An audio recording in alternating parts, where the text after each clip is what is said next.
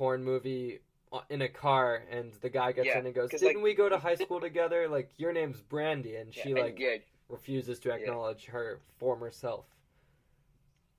Yeah, like you do see her in the beginning, like she's probably does favors for a bunch of boys, and she leaves. She becomes a porn star.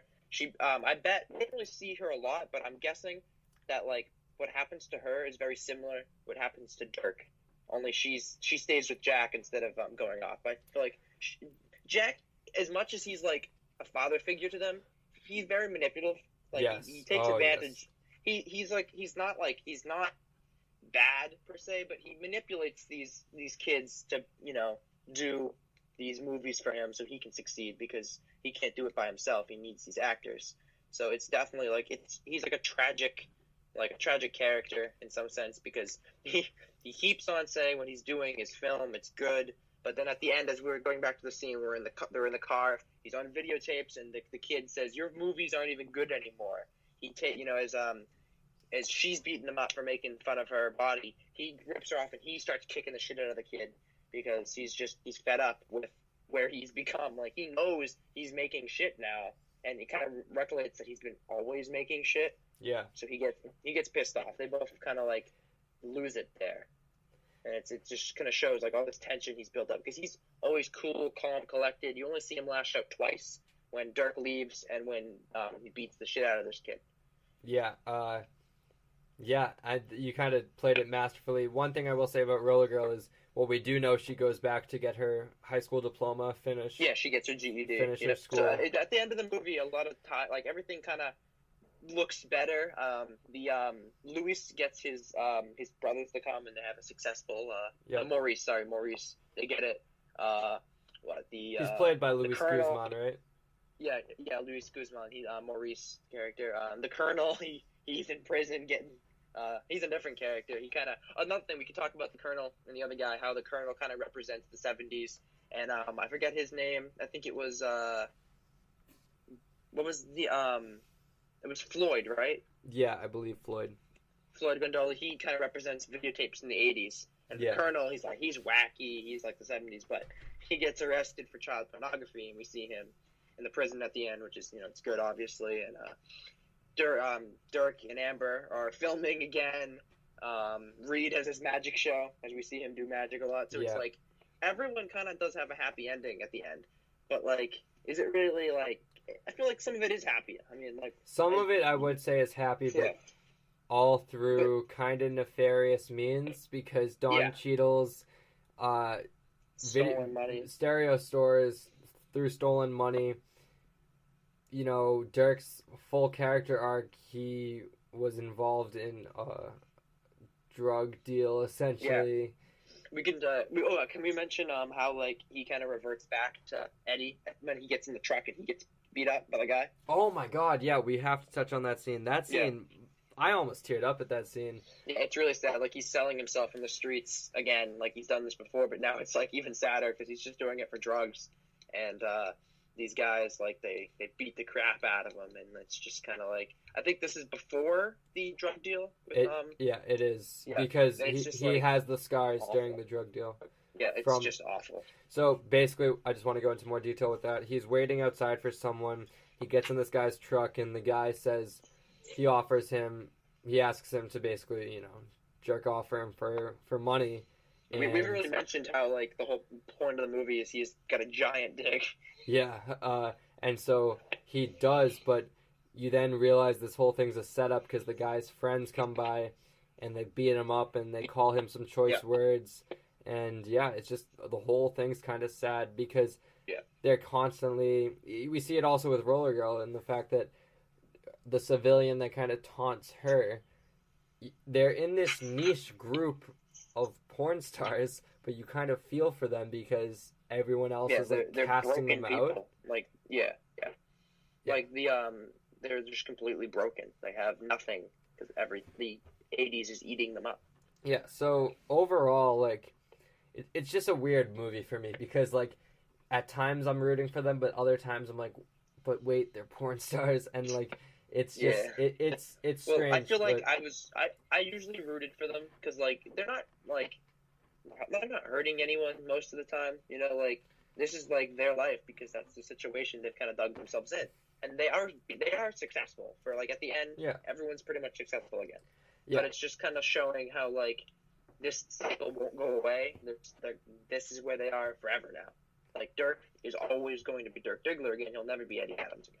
Yeah. Interesting thing I picked up on also. When Dirk returns to Jack and he cries and he's like, I'm so sorry, I'm so sorry. You can interpret it two ways. One way is that, you know, it's glad that he's back with like his father figure essentially. But another way is that if Dirk is just like Dirk and Jack is like this drug that's manipulating him, yeah, and he just gives in the end and goes back to him, even though that break period he was literally doing so much cocaine, this idea that he goes back to this source that's been manipulating him the whole time, it's so like there's so much. Yeah, it's not just a surface level movie. There's so much to unpack with this movie. There's layers I think to it. The biggest theme in the movie is definitely family. Yeah, Jack, he's kind of like the father of all these ragtag people that kind of come to his house, and because like most of them have no family, and that's why he kind of is the dad. And little girl calls Amber Wave's mom throughout the movie. She's like, "Can I call your mom?" Because she doesn't have that figure. So like those two characters, like they play like father figures and mother figures that these characters desperately need, but they're such bad influences on them. Yeah, absolutely. And yeah, I do want to touch on that final scene before we give a rundown of our favorites from the movie in general.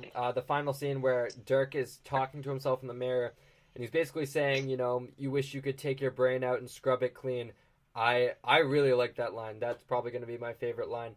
But yeah, at first you think that he's just talking to himself and saying like, oh, like, you know, shit happens in the past. It's time to move on and just accept where we're at. But then you realize, no, he's just reciting his lines. And then, he's motivating himself to get out there. He's getting that line just right. And then, the movie ends right after he shows us his dick. And, that's Boogie Nights. We finally get to see it. It's been talked about so much. And it is prosthetic, so Mark Wahlberg has it still in his living room or something. Good for Marky Mark, honestly. It is I was just gonna say, with that being said, we can get into our favorites. But if you have one more thing to add, go for it. I was just gonna mention how beautifully shot the movie is. It looks so its time in both time periods. It's like wonderful set decoration. Like the whole movie is such a perfect package, and it's just like pretty much just like a direct glimpse in the late 70s and the early 80s. Like I don't think I've seen a movie do such good like details, as we said before, the soundtrack than Boogie Nights. Like this is like it's such. If you want to like learn about like the end of the 70s and the beginning of the 80s, this is probably the movie to watch. Yeah. All right. So with that being said, we are going to move into our superlatives for this movie. So we're going to start with favorite line. I just said it, so I'm just going to say it again. When he basically says, you wish you could take your brain out and scrub it clean, but essentially you can't. Just kind of resonated with me because everyone's got red on their ledger, no matter how severe it is, and we just kind of have to learn to accept it and move on. Mike, favorite line? Yeah, and my favorite line, it's kind of like the shortened version of what I said before, but my favorite line is from Dirk, and he's like, I'm a star. I'm a great, big, shining star. He keeps on saying that because I feel like he truly doesn't really believe he's a star. He just has to keep on telling himself he is one so he can get through the next day. Yeah, absolutely. Next superlative we have is favorite scene. As I mentioned earlier, the scene when Don Cheadle is trying to get that loan and they just deny him. Another great example of some of the choices you make in life, they will never escape you, and they're kind of stuck with you forever. A very tragic scene. I felt for Don Cheadle a lot, trying to make a life out of his own life post this pornographic timeline, but unfortunately had issues there. Mike, favorite scene?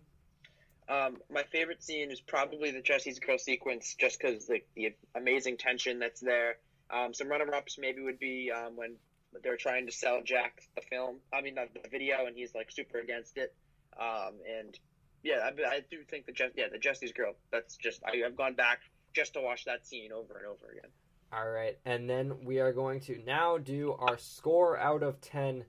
So I've thought a bit about this, and do not take our scores, at least my score personally. Wait, do we want to do favorite performance first, or? Oh my god, did I skip over that? Yeah, I did. Favorite performance, I'm going to go with Don Cheadle. Loved his performance, loved his character arc, and yeah, he was one of the only characters I found myself consistently rooting for, not having to think twice about whether I was rooting for him. Yeah, my favorite performance has got to go to Burt Reynolds. Rest in peace, he died last year as Jack. It's probably one of his, if not his best performance of all time. He plays it masterfully. Like, he's such like an interesting, endearing character. He does such a good job with this role. Yeah, absolutely. As I was mentioning, score out of 10. Don't take my score as it needs to have a 9 or above to be an A film. Anything from a 6 or above, I enjoyed the movie, but not all movies are perfect. This movie, I thought, had a lot of layers, was very well shot. I thought some of the story beats were kind of odd, and I did like how many subplots it had, but sometimes I felt like they kind of took away from the main story arc. I'm going to go with a 7.7 out of 10. That is not saying it is a C+ movie. That is saying it's right in that ballpark of I enjoyed it, and it's definitely a positive review. Mike, what's your score out of 10? For me, it's masterfully shot. It's a beautiful movie. It has probably the greatest supporting cast I've seen in a movie, probably of ever. It's a really, if you look into it, it's a really beautiful story about family and hopes and dreams and kind of just trying to make it in a world that's going to constantly push you back. It's one of the best movies I've ever seen, in my opinion, and I'm going to give it the 10 out of 10. Wow. In my opinion, I think it's P.T. Anderson's one of his best films. I have something I feel like I can go back to and just find different things if you didn't see. I usually don't give out the 10 out of 10, but I've seen this movie at least 4 times now, and I could definitely say it's probably one of my favorite movies of all time. Wow. 10 out of 10 on the first blockbuster breakdown review. Yeah. I won't be so nice, but this movie is just, it's so perfect to me. Absolutely. I mean, stick to your opinion. High standard to live up to for our future movies. And now, would you recommend? I mean, Mike, it seems pretty obvious that you would, yeah? Yeah. I would 100% recommend this movie. Some people might think, the subject matter is not for me, but it really isn't. Like, it is a story about that, but as I said before, it's really like, it's just about like people trying to get by in a world that's going to push them down, and how they're like, everyone doesn't have like family, and they're searching for something to like hold on to that really isn't there for them.